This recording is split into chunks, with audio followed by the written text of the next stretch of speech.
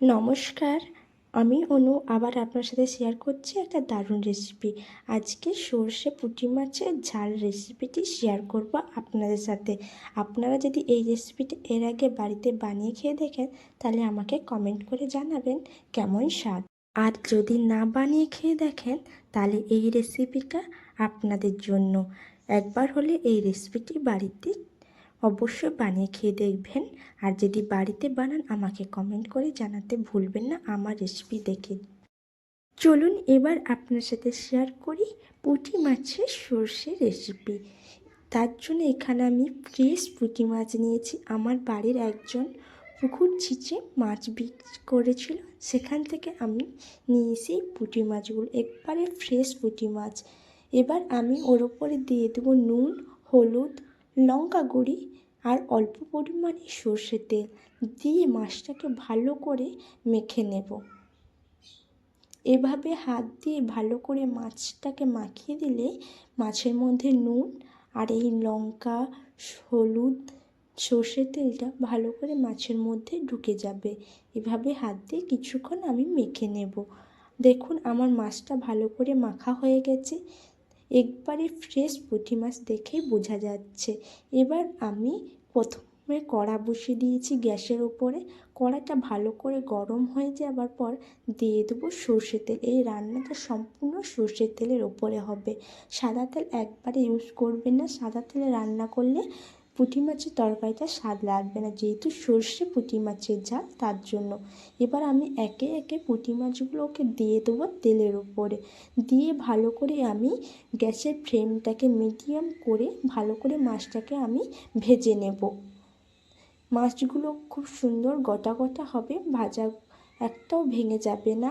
যদি গ্যাসের ফ্লেমটাকে মিডিয়াম করে মাছটা ভাজেন তাহলে মাছটা ভালো করে ভাজা হবে, আর প্লাস মাছটার স্বাদও খুব সুন্দর হবে। গ্যাসের ফ্লেম হাই রেখে মাছ ভাজলে উপরটা হয়তো লাল হয়ে যায় কিন্তু ভেতর থেকে একবারে কাঁচা থাকে, তখন মাছের স্বাদটা ততটা ভালো লাগে না, খেতেও ভালো লাগে না। দেখুন আমার সব মাছগুলো কিভাবে ভাজা হয়ে গেছে, একবারে মচমচে করে ভেজেছি। আপনারাও এভাবে পুঁটি মাছগুলোকে মচমচা করে ভাজবেন। ভেজে রান্না করলে রান্নার স্বাদটা খুব সুন্দর লাগে। দেখুন এভাবে আমি সব পুঁটি মাছগুলোকে ভেজে তুলে নিচ্ছি।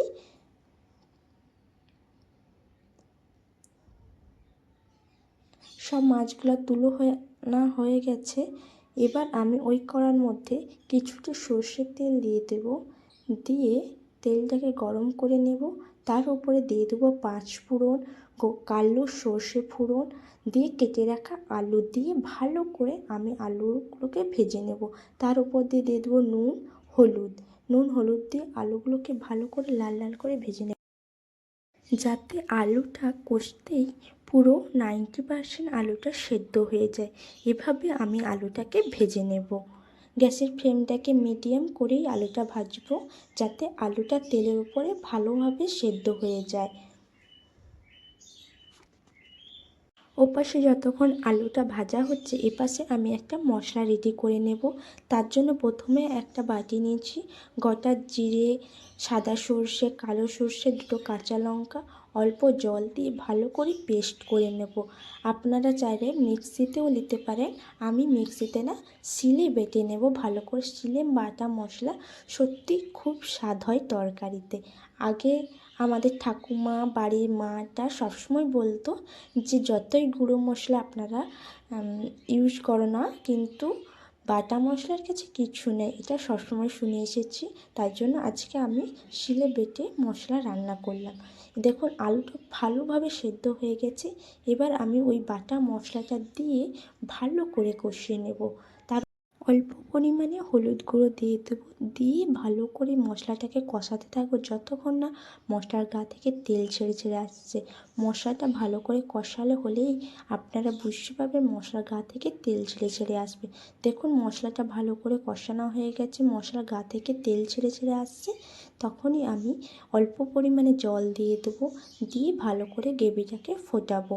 আমি এখানে মশলা করা জলটাই এখানে ব্যবহার করেছি, আপনারা চাইলে বাড়ির জলটাও দিতে পারেন, নর্মাল জলটা দিয়ে কিছুক্ষণ ফোটানোর পরে আমি দিয়ে দেবো ডুমো ডুমো কেটে রাখা দেশি টমেটো দিয়ে আমি কিছুক্ষণ ফোটাবো। টমেটো হালকা গলে আসলে তারপরে ভেজে রাখা মাছ দেব। দেখুন টমেটো দেওয়ার পর ভালো করে ফুটে উঠেছে ঝোলটা। এবার আমি ভেজে রাখা মাছটা দিয়ে দেব, দিয়ে 1 থেকে 1.5 মিনিট ভালো করে ঝোল আমি ফোটাবো, যাতে মাছটা সর্ষের গ্রেভির মধ্যে ভালো করে মাখো মাখো হয়ে আসে। এভাবে মাছগুলো দিয়ে ভালোভাবে হালকা হাতে আমি নাড়িয়ে চাড়িয়ে নেব, নিয়ে গ্যাসের ফ্লেমটাকে মিডিয়ামে ভালো করে মাছটাকে এভাবে ফুটিয়ে নেব। আমার মাছটা প্রায় রান্না হয়ে গেছে। এবার আমি স্বাদ মতো নুন, গরম মশলা গুঁড়ো দিয়ে ভালো করে আমি গ্রেভিটাকে এভাবে হাতা দিয়ে নাড়িয়ে নেব। রান্নাটা সম্পূর্ণ শেষের পথে আমি দিয়ে দেবো 2টো কাঁচা লঙ্কা। আপনারা চাইলে নাও দিতে পারেন, কিন্তু কাঁচা লঙ্কাটা এই সময় স্বাদটা খুব সুন্দর লাগবে। গরম ভাতে যখন কাঁচা লঙ্কা দলে এই রেসিপিটা খাবেন, দেখবেন মুখে লেগে থাকবে। এবার আমার রান্নাটা সম্পূর্ণ হয়েছে। আমার সাথে থাকার জন্য অনেক অনেক ধন্যবাদ। আর এই রেসিপিটা একবার হলেও বাড়িতে বানিয়ে খেয়ে দেখবেন। বাড়িতে বানিয়ে খেলে আমাকে জানাতে ভুলবেন না কেমন স্বাদ। ধন্যবাদ সবাইকে। আশা করি সবাই ভালো থাকবেন, সুস্থ থাকবেন আমার নেক্সট ভিডিও দেখার জন্য। আর আমার যদি ভালো লেগে থাকে একটা লাইক, শেয়ার, কমেন্ট করে দেবেন। আর আমার ইউটিউব চ্যানেলটা সাবস্ক্রাইব করে নোটিফিকেশানটা অন করে রাখবেন, যাতে আমার ভিডিও আপডেট করার সঙ্গে সঙ্গে আপনারা ভিডিও নোটিফিকেশানটা পেয়ে যান। ধন্যবাদ, সবাই সুস্থ থাকবেন। আজকের মতন আমার রেসিপি শেষ।